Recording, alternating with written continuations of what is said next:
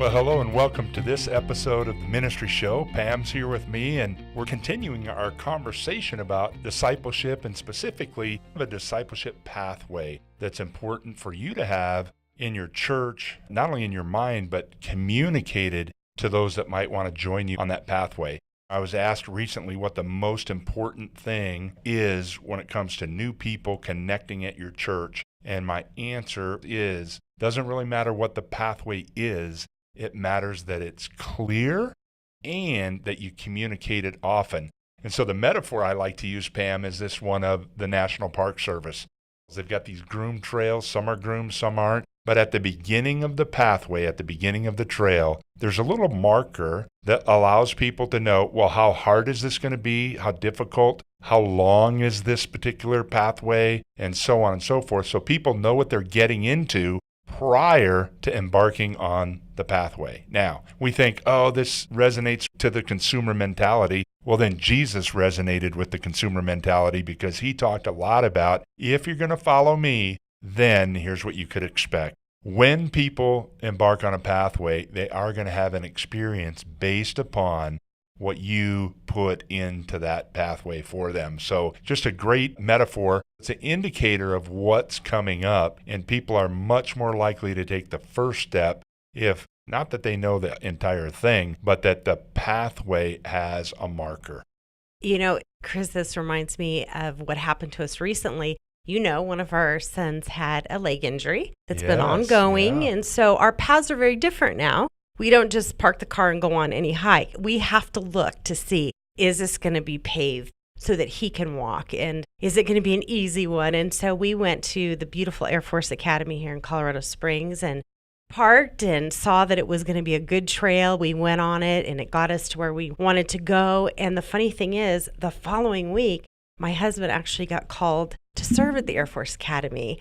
And so because we had taken that path the week before, he knew exactly where to park, exactly where to go. He was early for his appointment. So perfect analogy of that paved way. Yeah, that's really good, Pam. And you know, one of the elements of all, let me say the word loosely, but successful discipleship is that discipleship happens in community. Not like it happens alone. I have a saying, there are no successful Lone Ranger Christians. It just can't happen. We're designed for relationship and community, so it's really good to let people know ahead of time that part of the discipleship process here at your church is being part of a broader community. Absolutely. And I think in order to have those disciples, we have to have a disciple-making community. Like you said, you know, what is our current environment like? Does it foster that? Are we in a relational environment? We've both walked into churches where you don't feel that, but when you do feel that relationship environment, it changes things. You don't want to be in an environment where there is unforgiveness, but you want that forgiveness and you want no bitterness, no gossip. I remember hearing Dave Ramsey once say that if an employee gossips, I fire him. Oh, wow. Have you heard him say that? No, I haven't. Yeah, he did. And I thought, well, you know, because he wants that environment where that trust and community is built. Yeah, and I know that discipleship is a big topic, and we're not trying to tackle everything around it, because there's the Holy Spirit's part in the disciple-making process. There's our part, but one of the things in our part as pastors and church leaders is we can have an effect on the environment. Just like me as a human being, I can have an effect on the environment. Do I recycle? Do I litter?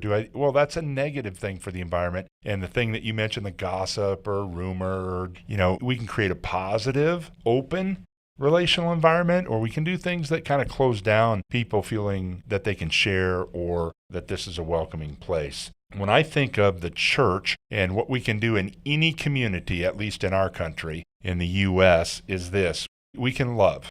And we're actually commanded to love. Love is such a big deal to Jesus that he told us we're supposed to even love our enemies. So love is a condition that we as a church can bring to the community. And then we can serve as well. And the great thing about serving in the name of the Lord is there are no strings attached. I think of the people that he served, again, going back to reading the Gospels, there were no strings attached. It's like he healed the blind man, he heals the leper. And instead of trying to get something in return, he asked him to do him a favor. Don't go telling people. He was already had enough crowds around him. He didn't really want more. And then obviously the gospel of the Lord and the scriptures contain the truth. And it's important for us to be able to speak the truth, but also to articulate it, to speak it in a way that's loving to those that are the receivers of that information. As we put together a pathway of discipleship at any church, it's important to keep love, service, and truth in it and keeping it super, super practical. I think those are the value adds specifically that any church can have. Now, there's maybe 1,000 ways to do each of them, and that depends upon you, your talents, gifts, abilities, and culture. But having those anchors of love the community, serve the community, and the truth, but speaking it in love will help the Christian cause quite a bit. I love that. I also believe that community happens when people are genuine, when there's authenticity. That's a word, good. right? You got it out, Pam. I got Good it. job. But I was thinking of a friend of mine who introduced me to one of her friends and knew her in the community. She's in leadership and has written books. And the minute I met her, she was just so transparent about one of her adult children. And Chris, there was an instant connection with her. I built community with her faster than I had with the friend that took me because she was just so open and so transparent. And I instantly could feel what she was walking through. And somehow that just connected us so much quicker. So we've got a few action items that will help you put this pathway concept into practice in your church. Let's talk about reviewing your pathway and identifying potential friction points. I think we all have those. You'll grow if you remove those friction points. And who in your mind is a good disciple, and what are those characteristics? When we think of friction points, they are points in any kind of a process that cause an undue amount of confusion, maybe frustration, or kind of just a state of, I really don't know what to do next. When we have people that face those, some people are bold enough and kind of have that activator personality to kind of barge in and break through, kind of a bull in a china closet. But most people aren't that way. What we want to look for when creating that pathway is, where do you see people stalling out or not moving forward in a way that you would want them to within your ministry? We'll look at when that happens and either apply some salve to that friction point or help people understand it better, that we know that this is going to be tough. Like, for example, giving. That's always a big one. But here's what happens. God doesn't give to you to only bless you. He wants you to extend that generosity that He's extended to you to others. And guess who gets the good name for it? It's not you, it's the Lord. That's an example of often what a friction point would be as we move forward in our relationship with the Lord. So, Pam, you want to talk about next week? Yes, we're going to start the discussion on time and energy management. I'm really excited. We are going to be interviewing Pastor Brady Boyd from New Life Church. I had the opportunity to serve with him for about a year. Great man. He knows how to manage time effectively. Well, he does, yeah. Before we do that, to wrap up our discussion on discipleship, we're actually going to have an interview with Pastor Josh Crain. He's a pastor at the Meeting House. We're going to interview him, get his thoughts on discipleship. But quickly before we do that, I just want to say thank you to our sponsor, Aware3, who helps make this ministry show possible. While a branded mobile app is amazing, which is what they do for churches, if you're not ready for that, but you want to reach a generation of digital natives, then text engagement is a good way to get started. In fact, Aware3 is offering you a free 60-day trial to let you see if it works for you and your church. So there's no setup fee, there's no contract at all. Now, this is just for those of us that are part of the ministry show, so take advantage of this. And I love this idea that generationally, I'm not experiencing what my children are, and I'm certainly not experiencing what their children are. And we have a generation of people that are growing up in a digital world. They never have had to carry dimes in their pocket. And if you know what I mean by that, then you probably need to take advantage of this Aware3 offer so that you can begin connecting with those that do everything digitally. Now, on to this interview with Josh. Here we go. Well, hey, gang, welcome to this interview here at the Ministry Show. I'm so pleased to have Josh Crain here to talk about this big word, discipleship. Josh, thank you so much for joining us. Hey, before we get into everything, will you tell the folks a little bit about your church? Sure, yeah. My church is called the Meeting House. We're a multi-site church in Pennsylvania, so we have 2 locations right now. We're an interesting congregation, man. We've been around for over 100 years. And so that brings about a lot of awesomeness, in that we have this legacy and we really build on kind of the shoulders of the spiritual giants who went before us. And then there's also challenges, in that we have a lot of expectations that have been baked into the equation over 100 plus years. So it's both good and challenging. Josh, you don't look that old to me. No, I appreciate that. Some days. There, I've been here 5 years total. I've been in the senior pastor role for about 3 years, and I am 35 years old, if that's helpful. Some days I feel 60. Is helpful. And for those of you on the ministry show, I've been fortunate enough to be involved with Josh and his church for a couple of years. He's a great spiritual leader, good head on his shoulders, and he's a great pastor. I appreciate it. Yeah. Your price wasn't that high. I really appreciated that too. So as we've been doing these shows on discipleship, the person that came to my mind to interview a pastor on this topic was Josh Crain. So Josh, I know discipleship is a big word, lots of different meanings, and it depends on the ilk of Christianity that you're from and everything. But when you think discipleship, what's the first thing that comes to your mind? Yeah, man. So at the Meeting House, we've really tried to keep it simple and memorable, because we wanted people to understand a definition of discipleship and a process of discipleship without being overly intimidated about walking into it. So we really stole one from Dallas Willard that is super easy to remember. We just say that a disciple is someone who is with Jesus, learning from Jesus how to be like Jesus. That for us was a really simple definition as to what it is. And then as we thought about like a process of discipleship, we just say that the whole discipleship process is found in the scriptures. It's just come, see, and go. So Jesus called these people to follow after him. They came, they saw what he was doing and what he said the kingdom of God was like. And then they went out and they did likewise, sometimes with varying results. But then that's a process it's a cycle that goes over and over again. So we're constantly coming to Jesus, seeing what Jesus is doing, and then going and trying to do likewise. Yeah, of course, here at Church Community Builder, our whole company is built on process. So I love that you brought up that word, but tell me what you mean by process. I know that you have a propensity to simplify things. And so will you repeat your process, and then why is it so important to have a process?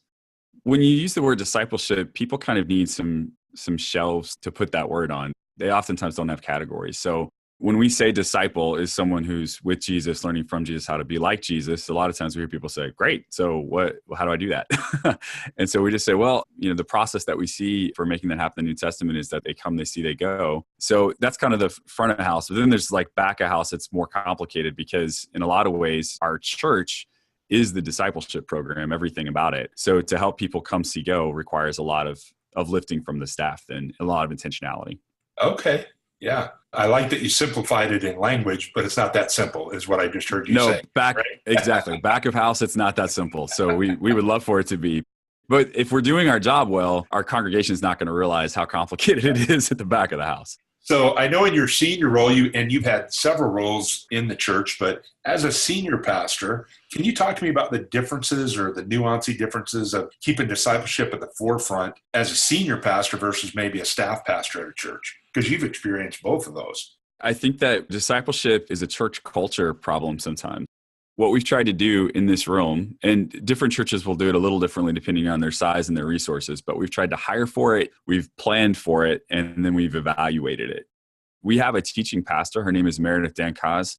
She and I share teaching responsibilities on Sunday mornings. I preach about 2/3 of the time. She preaches about 1/3. But then other than that, the primary things that we want her thinking about are discipleship and leadership development. So it's important for us that we have a staff member who wakes up every morning thinking about discipleship and leadership development, because it's something that you have to give attention to. And what we've learned is you're probably never going to get fired for not giving attention to discipleship and leadership development.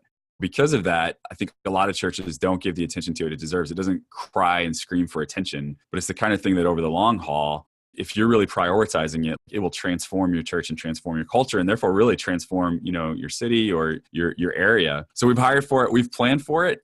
We just believe that in the past, we haven't done a great job of planning for it. So we've tried to say discipleship is much more than content. It's actually application. Is someone's life actually being transformed to look more like Jesus today than it did yesterday, to look more like Jesus tomorrow than they do today? Then we've tried to provide a clear next step. For us, we want everyone who enters into our church to know that we want you to be in groups and we want you to get involved in a growth track. if you get into those two things, like you're doing the next best thing, and those things will basically cycle you into some other things from there on out. And then we've really tried to prioritize giving and serving. So that's how we've planned for it, like a big overview. And then we evaluate it ruthlessly. So how many people are in groups? What percentage of our congregation is going through growth track? Do we have more or less need for volunteers than we did at this time last year? Are volunteer groups basically feeling good about where they're at? Because all this plays into the discipleship. Wow, I can tell by your answer, not only have you thought about it, you put a lot of action to this discipleship process. And what's the payoff for the church on that? I mean, we were talking before this interview on a couple of things that are some metric payoffs. What are the spiritual payoffs for that? The spiritual payoffs are when people put their faith in action, it tends to be more front of mind for them day in and day out, even when they're walking through trials and tribulations. So, we just recently had a big serve day where we served both towns that we have campuses in. We serve like far and wide. And I mean, the excitement that generates in people to actually see their faith in action, to see it blessing others. Like we had people going to laundromats and paying for people's laundry all day. I had someone come up to me Sunday right after church, and they said, one of the people who we bought laundry for yesterday, they asked like, where are you guys from? Why are you doing it? And we're like, oh, we're from the meeting house. They came this morning and they sat with me in church, and we got to talk about why faith is important to us, Yeah. And then, man, when people start to see like, oh, this living it out thing actually impacts the world in positive ways. And then people get introduced to Jesus because we lived our faith out. They want to do it more. Yeah. And then when they're walking through difficult times, this kind of like, oh, God has been with me. They're able to pull on memory when God used them, or God came alongside of them, and it just gives them confidence of God's future grace, man. So there's huge payoff. Well, I know I'm interviewing you, but I can't help but put the 2 cents worth in. It's like we've made discipleship so complicated that people stay away from it, but you've made it very simple and enjoyable. Yeah. What a great story. Yeah, it has to be simple and it has to be enjoyable. Again, back of house, it's not going to be, but it has to feel simple to everybody else.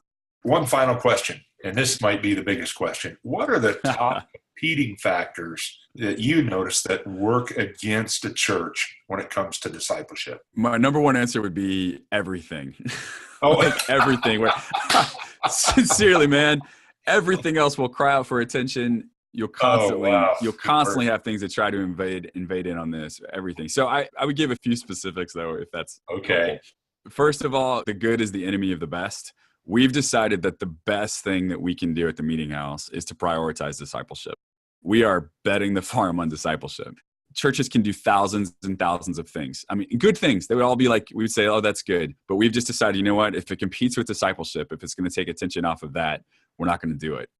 That means that we are constantly clarifying and simplifying and aligning. Those are concepts actually I learned from you, Chris, as we talked over the years, just to really clarify, like, what is it that we're about here? And for us, we are really about discipleship and evangelism and leadership development. Those are the things. We're not about other stuff, and those are broad categories, right? So a lot of good comes from that. But then you have to simplify and make sure you're cutting the competition of what is competing with that. And then you have to align the whole church. That takes time. And then that's a cycle too. You're jumping back into that process of clarify, simplify, align repeatedly. Because you're a different church by the time you go through those steps. So you have to do it all over again. We're not a buffet church because of this, by the way. Some churches offer just countless programs and classes. They just content you to death. And I know that there are people who are looking for a church like that. We don't get everybody. There are people who decide that the meeting house is not for them because of what we've identified as our priorities. But this good is the enemy of the best. It's a big thing. Another big thing, honestly, is, and it goes along with it, like people are just busier. More and more families, both the husband and the wife, are working outside of the home, trying to make ends meet. Kids, there's never been more pulling for the kids' attention. So people are going to give us like basically a couple of time slots a week. How are we using those time slots? And if we're not prioritizing discipleship in those time slots, then we are misusing the slots that they have available. Yeah, wow. Thank you, Josh, for sharing that with us. The meeting house, Josh, and not only his leadership, but his leadership team, you just heard him say, boy, if you don't prioritize discipleship, everything or anything is going to get in the way of it. So I hope you take his words to heart. And your website is themeetinghouse.org or com? Actually, our website is tmh.church. tmh.church. Yeah. Okay. You can go to themeetinghouse.church and it'll redirect you if you just want to type it all out. We have a sister church that we're friends with in Canada. That's themeetinghouse.com. They wouldn't sell us the URL. So okay. Will you say it again then, since I confused the audience? Yeah. Our website is tmh.church, and you can see a little bit of what we're doing on that. Fantastic. Well, that does it for this interview at the Ministry Show. Thank you so much for being a part of the Ministry Show. Thanks, Chris. Really appreciate being on. Man, I hope you enjoyed and found the interview with Josh very helpful. And man, I know I did. So next week, we're going to start on time management and then also have an interview with another friend of mine, Brady Boyd, which I think that you'll enjoy. And as always, if you have opportunity to come to the Build Gathering, we would love to meet you there. You can check out buildgathering.com. Until next week, hope you have a great week and God bless.